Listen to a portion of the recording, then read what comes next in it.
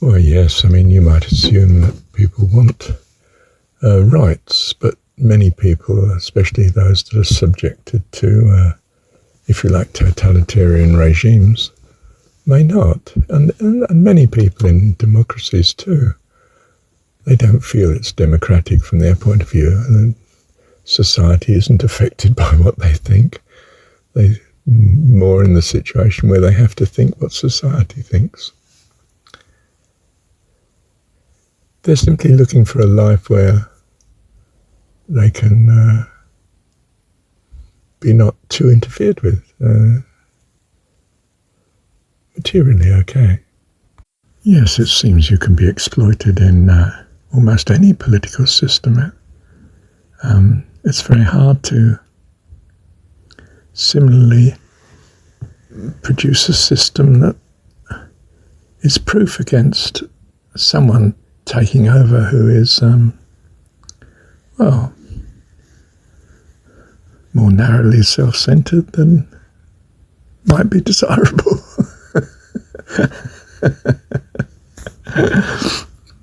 Is wealth distribution much different east or west? I'm not sure.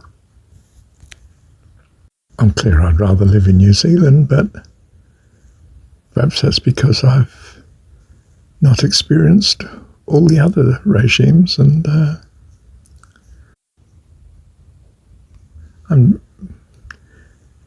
is one a victim of the propaganda that basically one gets? You know, the media is controlled, isn't it? It's controlled by, well, people that own the media, I suppose, which is hardly the common person you bump into in the street. In economic theory analysis, it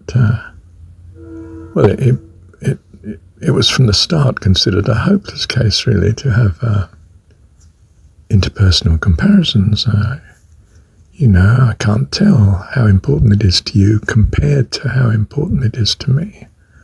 We've no units to measure that are common to each.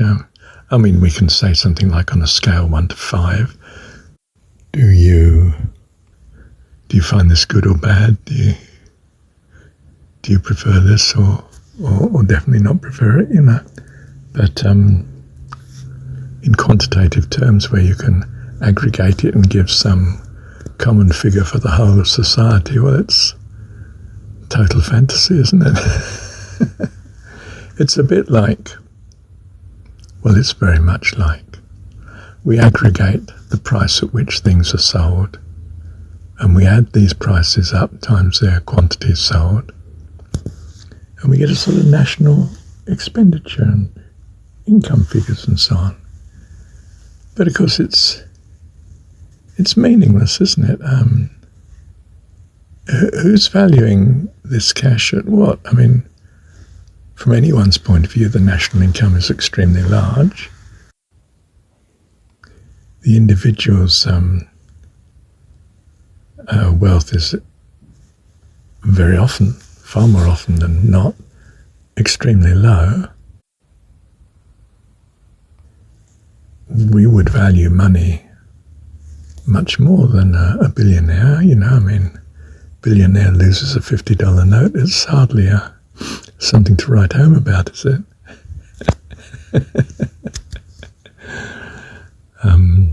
Person on benefit loses a $50 note. Well, he's not even likely to have one, leave alone lose it.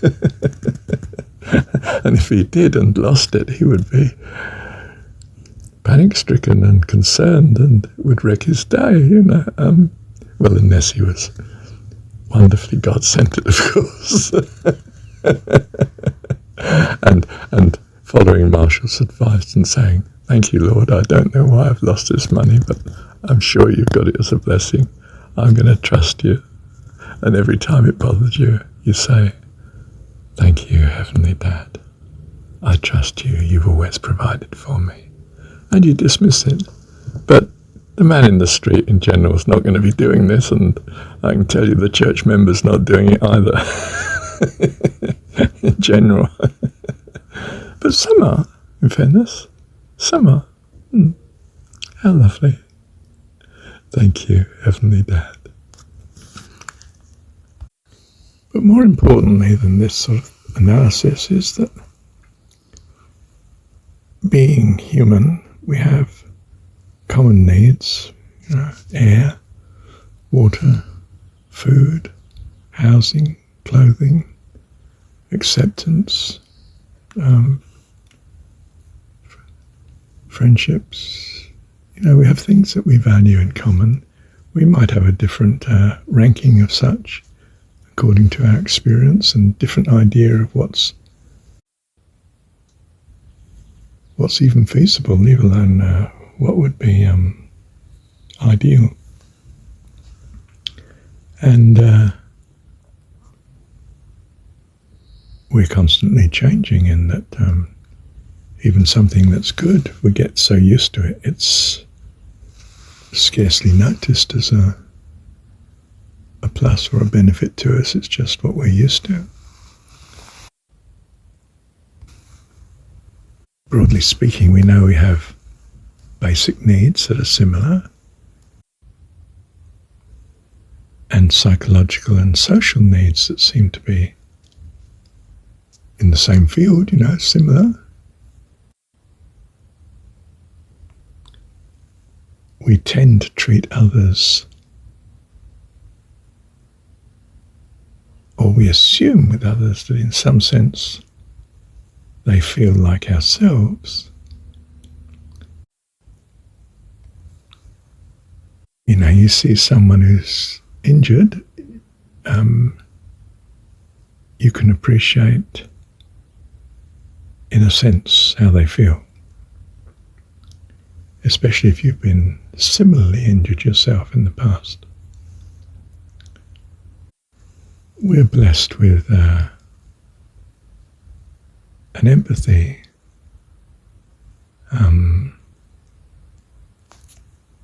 compassion,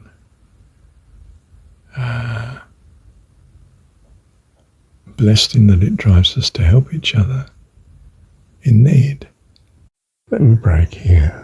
Thank you, Heavenly Dad.